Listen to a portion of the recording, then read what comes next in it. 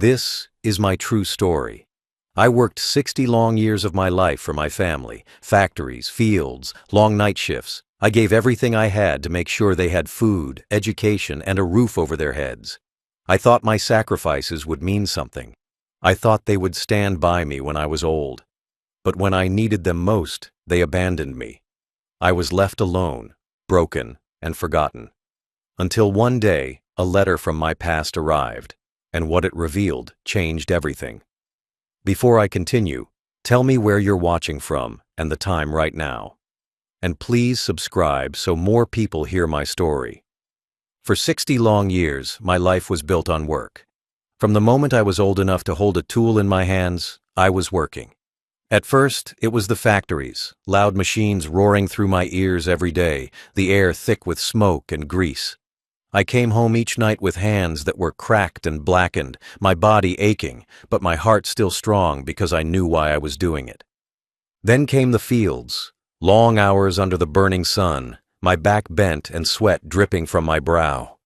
I did not complain. I did not stop. I worked every shift I could find. Early mornings, long nights, even holidays, because I believed that my family deserved more than struggle. My life was never about me. It was about them. Every paycheck I earned was stretched to cover food for the table, clothes for the children, books for their schools. I never bought much for myself. I wore the same shirts until they were too worn to patch again. I walked miles instead of taking the bus just to save coins. When I was young, I told myself there would be time later to rest, time later to enjoy the fruits of my labor. But that later never came. Every time I thought I might have saved a little for myself, there was always another need. A school trip, a medical bill, a broken appliance, a college fee. And I gave it gladly, because I believed that was the duty of a father. My reward was not in things I could hold for myself, but in the lives I was building for my children. I remember nights when my wife and I sat together at the kitchen table, the house dark and quiet, as we counted out coins to make sure we could pay the bills. Sometimes, the numbers didn't add up. Sometimes, I would slip out to take another job, leaving her to sleep alone, because I couldn't bear the thought of my children going without. She always told me she was proud of me, and her smile was the only rest I ever needed. Together, we carried the weight of the world on our shoulders, so our children would not have to. We told ourselves that one day, they would look back and see the sacrifices. One day, they would thank us. One day, when I was too old to work, I would finally lean on them the way they leaned on me. But the truth is, I never let myself lean on anyone. Even when my body screamed for rest, I pressed on. My hands grew rough and hard from years of gripping tools and pulling levers. My knees stiffened from climbing ladders and standing on factory floors for hours. My back bent from carrying loads too heavy for one man. I worked through colds, through storms, through pain that would have stopped others. There were days when I came home and fell asleep at the table, my food untouched, because exhaustion claimed me. But I always woke up again and went back, because there was always another bill, another need, another dream of theirs that depended on me. I believed all of it meant something. I believed that love was built through sacrifice, and that one day they would honor the years I gave away. I told myself that every scar on my hands, every ache in my body, every sleepless night would be remembered by them as proof of how much I loved them. I told myself that when I grew old, I would finally see the fruit of my labor, not in riches for myself, but in the love and care returned to me. That thought kept me alive when the nights were long and the work seemed endless. But life has a cruel way of testing your faith. As I grew older, the work became harder, but I still pressed on. Even when my friends retired, I continued. I told myself I would work until I had given everything, until there was nothing left to give. And I did. I worked for 60 years. 60 years of sweat, of pain, of sacrifice. 60 years where every breath of mine was dedicated to building a future for my family. And when the day finally came that I could no longer work, when my body finally told me it was enough, I believed it was time for them to step in. I believed they would see all that I had given, all that I had sacrificed, and they would take care of me in return. I believed my life of labor would finally mean something. When I finally laid down my tools and retired, I thought life would slow down in a way that gave me peace. I imagined mornings where my children would call to check on me, afternoons spent with grandchildren running through my house, evenings where we would sit together at the table I had worked so hard to keep standing. I thought the years of sacrifice had earned me not riches, but closeness, respect, and love. But instead, retirement became the slow unraveling of everything I had believed in. At first, the change was small, so small I convinced myself it was nothing. The visits became less frequent. The phone calls grew shorter. They always seemed to have a reason. Too much work, too much travel, too many obligations with their own families. I accepted those excuses at first because I told myself they were busy building the very lives I had worked to give them. I smiled through the silence, telling myself they would come when they could. But as the weeks turned into months and the months turned into years, the silence grew heavier. Birthdays came and went with no calls. Holidays passed with empty chairs at the table where I had once fought to fill plates. I would sit by the window, watching the road, hoping to see their cars pull in, hoping to hear the sound of my grandchildren's laughter, but the driveway remained empty. My phone sat on the counter, silent, collecting dust as I checked it again and again, only to find nothing. I began to feel like a ghost in my own home, alive, but unseen.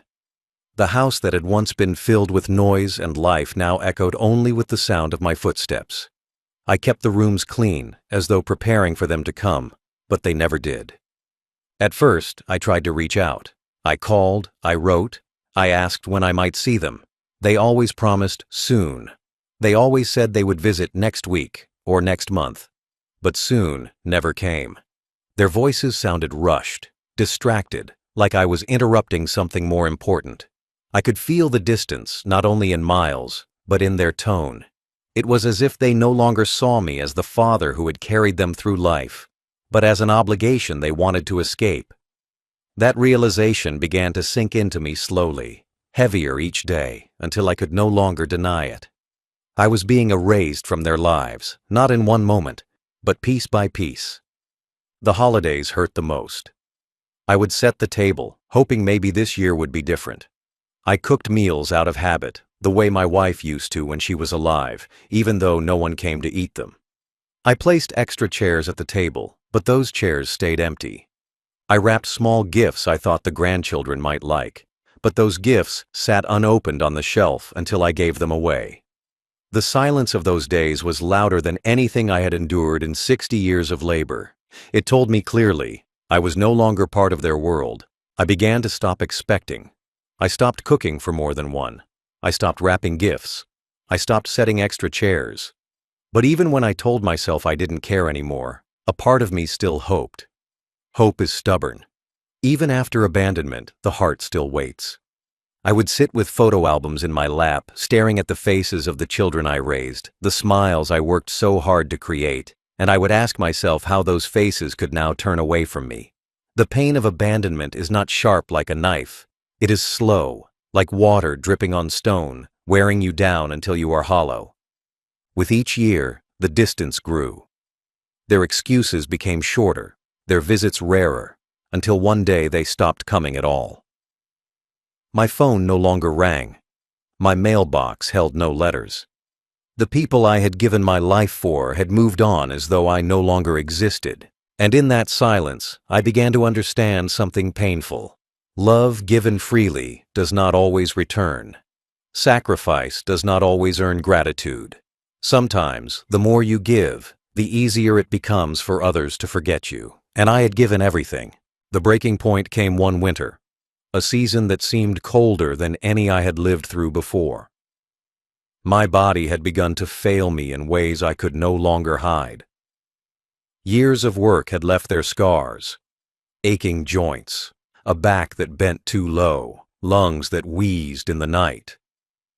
I had pushed myself for 60 years, but now I could not ignore the truth. I needed help. I told myself it would be temporary. A ride to the doctor, a few meals brought over, someone to check in on me when the snow piled too high outside. It didn't feel like too much to ask, not after everything I had given. I believed that when I called my children and told them the truth, they would understand. I believed they would hear the weariness in my voice, the weakness in my body, and they would remember all that I had done for them. But I was wrong. When I reached out, their responses were colder than the wind that howled against my window. They told me I was too demanding. They said I was exaggerating my needs. They whispered words that cut deeper than any illness ever could. "You're not our responsibility anymore." Those words echoed in my head long after the calls ended. Responsibility. That was the word they used, as if the man who had carried them on his back, who had sacrificed his every breath for them, was nothing but a burden now. My heart sank under the weight of it. For the first time in my life, I felt truly abandoned, not by fate, not by death, but by the very people I had trusted most. The days after that conversation were some of the hardest I have ever lived. I sat in my chair by the window, watching the snow pile higher, my body trembling not just from the cold, but from the emptiness inside me. I had given them everything, and now, when all I needed was a fraction of that love returned, they turned their backs. I tried to convince myself it was just stress, that maybe they would come when things calmed down. But deep inside, I knew the truth. They had decided I was no longer worth their time. They had moved on, leaving me to fade away in silence. It was not illness that broke me. It was not age. It was the rejection. To work for 60 years, to pour everything into your family, only to hear that you are too much, is a wound no medicine can heal. I realized then that my sacrifices had not been honored. They had been taken for granted, forgotten the moment I was no longer useful. The house I sat in felt less like a home and more like a prison of memories. Every corner reminded me of the years I had spent building a life for them. Every photograph on the wall reminded me of faces that now refused to look back at me. That winter, I felt myself slipping into a kind of darkness I had never known. My health was weak, but my spirit was weaker. I began to question the meaning of everything I had done. Was it all for nothing? Had I wasted my life? I remembered the nights I had worked until dawn, the mornings I went hungry so they could eat, the years I wore shoes with holes while they walked in new ones. And now, with my body broken and my heart weary, I was told I was nothing more than a burden. That truth was harder to carry than any load I had lifted in all my years of labor. The breaking point was not just about their words. It was about the silence that followed. They did not call back. They did not check on me. They did not knock on my door. I was left alone with the cold, with the sound of the wind rattling the windows, and with the heavy knowledge that my children no longer saw me as a father worth caring for. That was the moment I truly understood abandonment. Not when they stopped visiting, not when the phone stopped ringing, but when I reached out for help and they refused to answer. And yet, even in that moment of despair, something inside me stirred. A small flame of resolve, faint but steady, began to grow. If they would not stand by me, then I would stand on my own. If they thought I was powerless, they would one day see how wrong they were. The breaking point hurt more than anything else, but it also opened my eyes. My worth was not in their hands. My worth was in the truth I carried, in the life I had lived, and in something from my past that I had long forgotten was waiting for me. After the breaking point, my days became slower, quieter, and heavier than ever before. I lived alone in the same house I had once filled with laughter, the same house where my wife had cooked meals, where my children had taken their first steps, where birthdays and holidays had once been celebrated. But now the walls only echoed with silence. Each morning I rose from bed without urgency, without purpose, making simple meals for myself, bread, soup, sometimes just tea. I ate at the same table where I had once stretched every paycheck to feed a family, but now the table felt too big for one man. My chair was filled, but the other stayed empty. I would glance at them sometimes, imagining my wife sitting across from me, my children beside me, my grandchildren laughing, But imagination was all I had left. Nights were worse than the days. I would sit by the window long after the sun had set, staring at the dark road outside, waiting for headlights that never came. My phone, once a line that connected me to the family I built, stayed silent. No calls on birthdays, no voices on holidays, no words of comfort when winter pressed hard against the windows. The loneliness pressed deeper than the cold. I found myself reaching for old photo albums, flipping through page after page of faces that now seemed like strangers. Smiles frozen in time, moments captured when love still felt real. I held those pictures close, but when I looked around, the house reminded me that those moments were gone. My wife's photograph sat on the table beside my bed. Every night I whispered to her before closing my eyes. I told her about my day, though there was little to say. I told her how much I missed her, how much I wished she was still here. Sometimes I closed my eyes and imagined her voice, steady and soft, reminding me that my sacrifices had not been wasted. But when I opened my eyes, there was only the dim light of the room and the weight of silence. She had been my partner through every hardship, my anchor when the storms of life threatened to drown me. Without her, I felt adrift, a boat cut loose from the dock, drifting in waters that felt endless and dark. I thought often about the 60 years I had worked, the decades I had given away piece by piece. I thought of the factories where my lungs filled with dust, the fields where my hands bled from rough soil, the nights when exhaustion made my bones feel like they would break. I thought of all the moments I went without, just so my children could have more. And now, sitting alone with a plate of food I barely tasted, I wondered if it had all meant anything. The love I gave so freely seemed to have vanished into nothing. I felt like the past had swallowed me whole, leaving me invisible to the very people I had built everything for. The days blurred together. One looked like the next, and the next, until I stopped counting. I marked time not by visits or calls, but by the changing light through the window, by the sound of birds in the morning, or the silence of snow falling at night. I became invisible not only to my family, but to the world. The mailman passed without notice, the neighbors barely waved, and inside my home, I carried the crushing weight of being forgotten. Still, I endured. I cooked, I cleaned, I kept the house in order, though it was only for me now. My strength weakened, but I refused to let the place fall apart. It was all I had left of the life I once knew. I lived in those quiet days, swallowed by memories, clinging to what little dignity I could hold. But no matter how I tried to push away the sorrow, it always returned. It returned when I saw the empty chairs at my table. It returned when I heard my own voice echoing in a house that used to be full. It returned when I remembered that I had been abandoned, not by strangers, but by the children I raised. And then, one morning, something changed. I opened my mailbox and found an envelope resting inside. The paper was old, the handwriting familiar, and my heart paused as I held it in my hands. I had not seen handwriting like that in decades. It was from someone long forgotten, someone from my past, a piece of history I thought had been buried forever. My fingers trembled as I held it. For the first time in years, my heart beat with something new.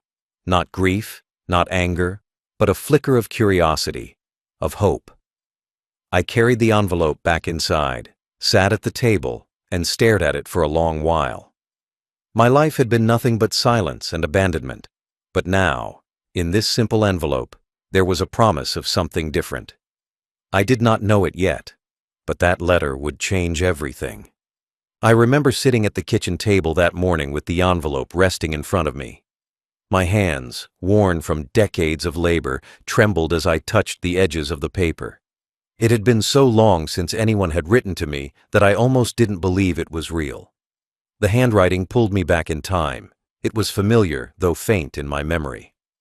I stared at the letters of my name, slowly written but steady, and suddenly I was no longer just an old man in a silent house. I was younger again, back in those days when I had worked not only for my family, but alongside men who had become like brothers to me. The envelope carried me into the past before I even opened it. When I finally broke the seal and unfolded the letter inside, I felt my breath catch. The words were written by an old business partner I hadn't seen in decades, a man with whom I had once started something small.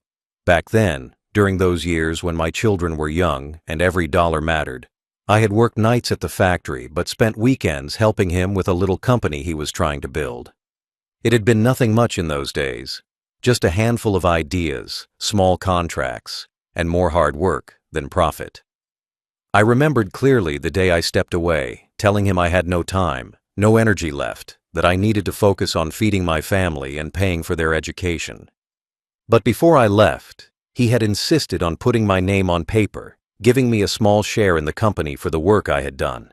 I had almost forgotten about it, thinking it was worth nothing. Life had swallowed me, and I never looked back. Until now. The letter explained everything. That little company, abandoned in my memory, had quietly grown. It had survived those early struggles, adapted, expanded, and over the decades it had become something far greater than either of us imagined. My shares, those small papers I had dismissed as worthless, had multiplied in value beyond anything I could comprehend. He wrote that he had searched for me for years, wanting to make sure I received what was mine, but only recently had he found my address. He wanted me to know that I was not forgotten, that my work all those years ago had not been in vain. He wanted me to know that I was owed not just gratitude, but wealth. Wealth greater than anything I had ever held in my life. I read the letter over and over, my eyes blurring with tears. For so long I had felt invisible, erased by the very people I had built my life around. For so long I believed my 60 years of sacrifice had ended in nothing but abandonment. And now, in this single envelope, was proof that I had not lived in vain. My worth had not disappeared. My past had not been wasted. Every long night, every aching bone, every drop of sweat I had given was not forgotten. It had been written down, sealed in contracts, carried forward by time, waiting to return to me when I least expected it. Shock coursed through me, but alongside it came something else: hope. For years, I had eaten simple meals alone, stared at empty chairs, and wondered why my life had turned into silence. But now, as I held this letter, I felt something stir inside me. I was not powerless. I was not discarded. My children may have abandoned me, but fate had not. Life had circled back to me in a way I could never have planned. A door I thought had closed forever was opening again. I folded the letter carefully, almost reverently, and placed it on the table beside my wife's photograph. I whispered to her that something had changed, that maybe the years of sacrifice had not been wasted after all. I told her that the world had finally remembered me, even if my own family had not. My heart, heavy for so long, felt lighter in that moment. The bitterness of abandonment did not vanish, but it was softened by the realization that I had been seen, that my life had mattered in ways I never knew. That envelope was more than paper. It was proof. Proof that the past has a way of returning when you least expect it. Proof that sacrifice leaves marks deeper than the people who forget you. Proof that my worth was never in the hands of my children, but in the choices I made and the life I lived. For the first time in years, I felt the faint warmth of possibility. For the first time in years, I looked at the future and saw more than silence. The letter from my past sat on the table for days, and every time I looked at it, I felt my life shift a little more. At first, I thought it was too good to be true. After so many years of disappointment, so many years of being forgotten, I could hardly believe that something so powerful could come back to me now, at this stage of my life. But the words were clear, the details precise, and the name signed at the bottom was one I had trusted all those years ago. I knew I had to be sure. So I picked up the phone, my hands trembling, and contacted a lawyer. My voice cracked as I explained the letter, and I half expected him to dismiss me, to tell me it was a mistake or a fraud. But instead, he listened carefully. He asked me to bring the papers, and when I handed them over, he studied them with the seriousness of a man who knew what he was looking at. Days later, when he came back to me, the truth was confirmed. The claim was real. My small share in that long-forgotten company had grown into unimaginable wealth. Numbers I could never have dreamed of now had my name written beside them. The lawyer explained it all: the growth, the value, the rights I still held. And as I listened, I felt something I hadn't felt in years: power. Not the kind of power that controls others, but the kind of power that restores dignity. For so long, I had been treated as worthless, as if 60 years of work meant nothing.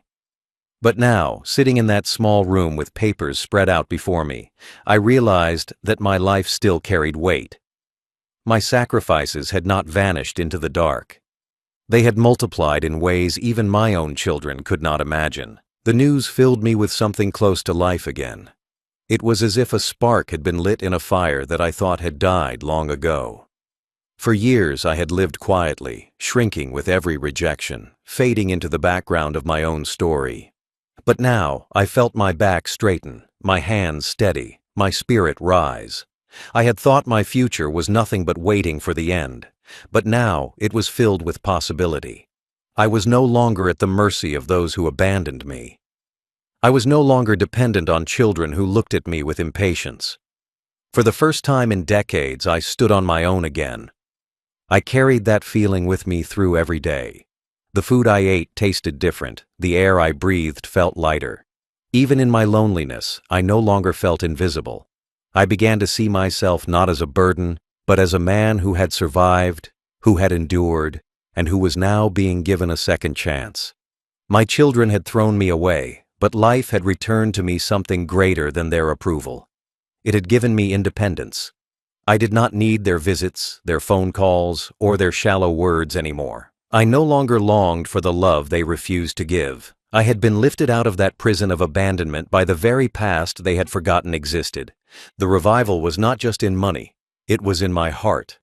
I felt alive again, not because of wealth itself, but because it reminded me that I had not been erased. My work, my sacrifices, my labor, it all mattered. Every drop of sweat, every sleepless night, every scar on my hands had built something real, and now it was mine to hold, not theirs. My worth was no longer measured by their neglect. It was measured by the truth I carried in those documents, by the proof that I had always been more than they believed. I looked at my wife's photograph often during those days. I told her everything, as though she were still sitting across from me. I told her about the lawyer's confirmation, about the wealth we never expected, about how justice had found its way back to us. I told her I would protect it, not for the ones who betrayed me, but for causes and people who still knew the meaning of kindness. I promised her that what we built with sacrifice would not be wasted. And though her voice did not answer me, I felt her presence, steady and warm, as if she approved. The revival gave me strength not only to live, but to dream again. I thought about the places I could visit, the small comforts I could finally allow myself, the dignity of living without begging for love that would never come. I thought about the charities, the strangers, the forgotten souls like me who could be lifted by what my past had returned. For once, I was not afraid of the future. For once, I felt peace, knowing I had the power to decide what happened next. After years of abandonment, after decades of being reduced to nothing more than a shadow, I had been revived by a letter, by a memory, by a promise kept from the past. My children believed I was powerless, but now I carried in my pocket the proof that I was not. For the first time in a long while, I felt alive, not because they came back to me, but because I no longer needed them. After the lawyer confirmed everything, I carried the truth with me in silence. I told no one. Not a single word escaped my lips to my children, the same children who had turned their backs on me when I needed them most. I let them believe what they had always believed, that I was powerless, that I was forgotten, that my life had already faded into the background. I continued to live simply, eating the same plain meals, wearing the same old clothes, keeping the same quiet routines. Outwardly, nothing changed, but inside, everything was different. In my pocket, folded neatly and carried close to my chest, was the letter that had saved me. That letter was more than words on paper. It was a weapon, a shield, a reminder that I was not the worthless old man they thought I was. I watched carefully as my children continued to ignore me. The phone remained silent, the door remained unopened, the road outside my window remained empty of their cars. They went on with their lives as though I did not exist, as though I was already gone. They spoke to others of being busy, of being consumed by work, of having no time. But I knew the truth. They had time for everything else, just not for me. Their absence no longer broke me the way it once did. Instead, it strengthened me. Every day that they ignored me was another day I carried the letter like a secret flame in my chest. I wanted them to stay blind. I wanted them to live in the illusion that I was powerless, because when the truth finally reached them, its impact would be greater than anything I could say. The silence became my armor. I stopped longing for calls or visits. I stopped expecting them to care. Instead, I leaned into the quiet and found comfort in my secret. At night, when I sat at the table with my wife's photograph, I would place the letter beside it and look at them together. The love of my past and the proof of my worth. I would whisper to her that they had no idea what was coming, that their betrayal had set the stage for justice they would never forget. I told her that the letter had given me back my dignity, and I would use it not for revenge and anger, but for justice in truth. I moved through each day like a man carrying hidden treasure. My children's ignorance became almost amusing to me. They still believed I was weak, poor, dependent. They still believed that when I died, they would inherit what little scraps I had left. They did not know that those scraps had turned into riches, that their names were already erased from every document that mattered. They did not know that their inheritance had been transferred away from them, piece by piece, into trusts and charities they would never control.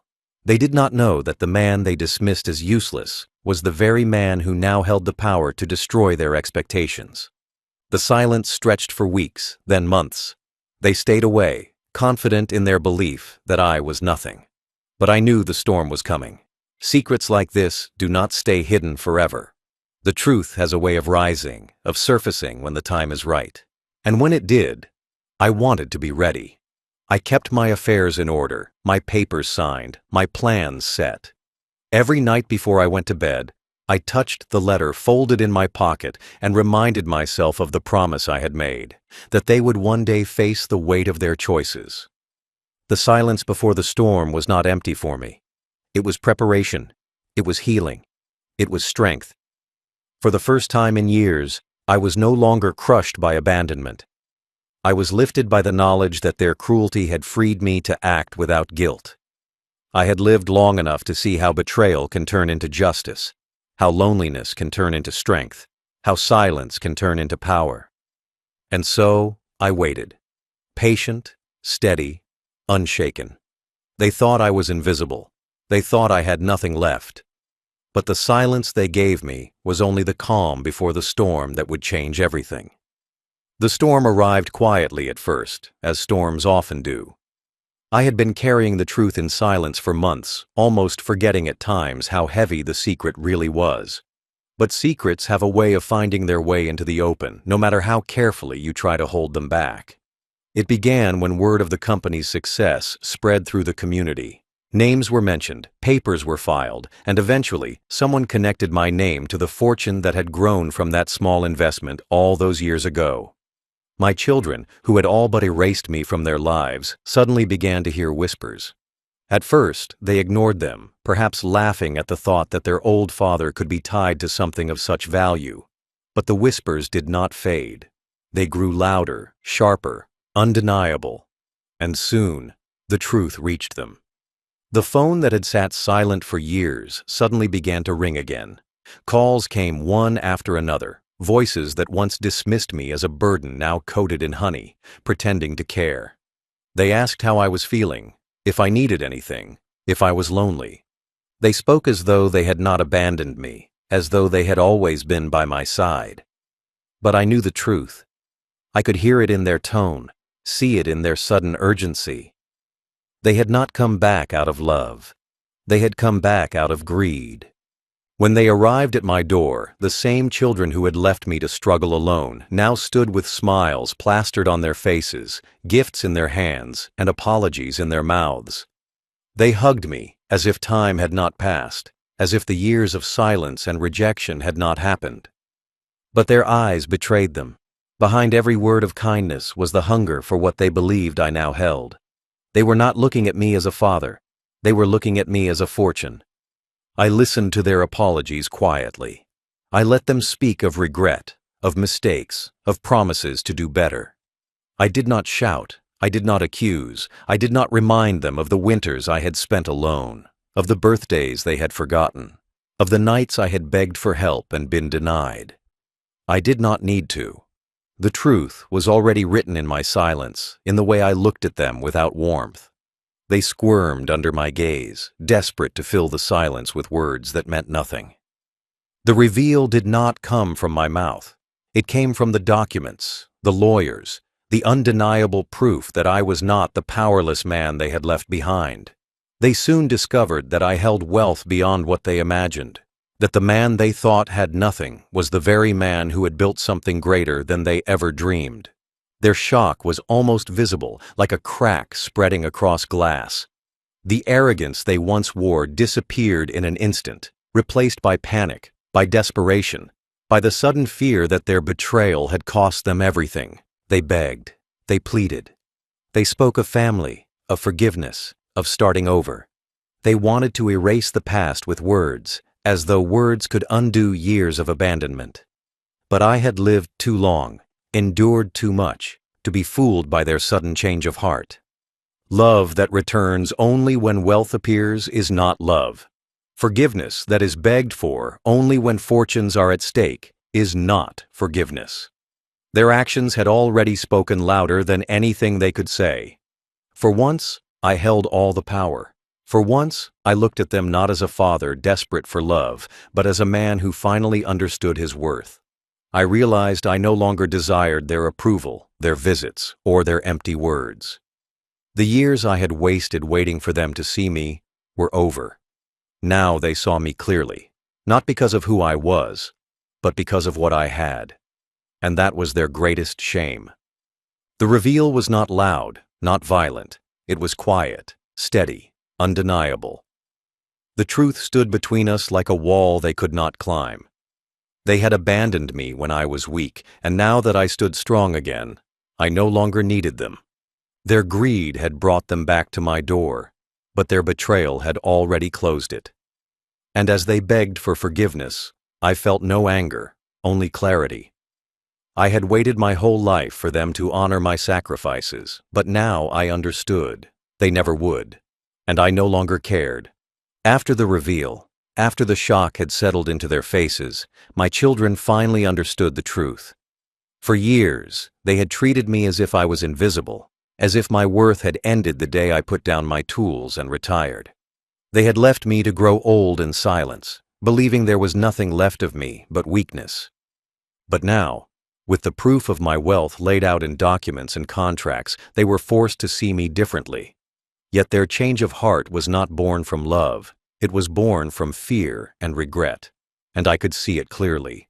Their tears were not for the father they had abandoned, but for the fortune they had almost lost. That was the hardest truth to swallow, but it was also the clearest lesson. In the days that followed, they hovered around me as if trying to rewrite history. They called constantly, visited more in a week than they had in years, and filled the air with apologies. They brought gifts, cooked meals, and tried to make me laugh. They spoke of family and togetherness, as if those words could erase the winters I had spent alone, the birthdays they had forgotten, the nights I had whispered to my wife's photograph for comfort because no one else was there. I watched them carefully, quietly, letting them play their part. But inside, I had already made my decision. The years of abandonment could not be undone by sudden attention. The love I had longed for was gone, replaced by a hunger in their eyes that I would never forget. I returned to my lawyer and gave him my final instructions. My will was rewritten, every page carefully adjusted to ensure that the children who had left me behind would never profit from what I had built. Their names were erased from the documents, their inheritance reduced to nothing. Instead, my fortune was redirected to charities that cared for the poor, to homes that sheltered the abandoned, to schools that educated children whose parents worked as hard as I once did. I gave to people who still knew the meaning of gratitude, to organizations that understood sacrifice. I even set aside something for a few friends who had stood by me in small but meaningful ways, people who had shown kindness when my own blood had not. As I signed the papers, I felt a weight lift from me. For so long, I had carried the sorrow of being abandoned, but now that sorrow had turned into justice. I no longer needed their approval, their love, or their apologies. I had taken control of my legacy, ensuring that it would not be wasted on ungrateful hearts. I thought of my wife, of the nights we had sat at the kitchen table counting coins, of the sacrifices we had made together. I whispered to her that our work had not been wasted, that our sacrifices had found new purpose, that we had built something that would now help others who truly needed it. When my children learned what I had done, their shock turned into anger, then into desperation. They begged me to reconsider, falling back into tears and promises. They tried to paint themselves as changed, as repentant, as willing to make amends. But I had lived too long to be fooled. I told them nothing. I let the silence speak for me. I had no hatred in my heart, only clarity. Their actions had spoken louder than their words long ago. They had abandoned me when I needed them most, and no amount of begging would change that truth. In the aftermath of their betrayal and my decision, I found peace in a way I had not felt in years. I no longer waited for the phone to ring, no longer stared out the window for their cars, no longer sat empty chairs at the table. I stopped hoping for something they could never give me. Instead, I lived each day with quiet dignity, knowing that my life had not been wasted. The letter from my past had saved me, not only financially but emotionally. It reminded me that my worth was never in their hands. My worth was in the life I lived, in the work I did, in the sacrifices I made. And now, my worth would be carried forward not through ungrateful children, but through acts of kindness that would live on long after me. The aftermath was not filled with bitterness, it was filled with freedom.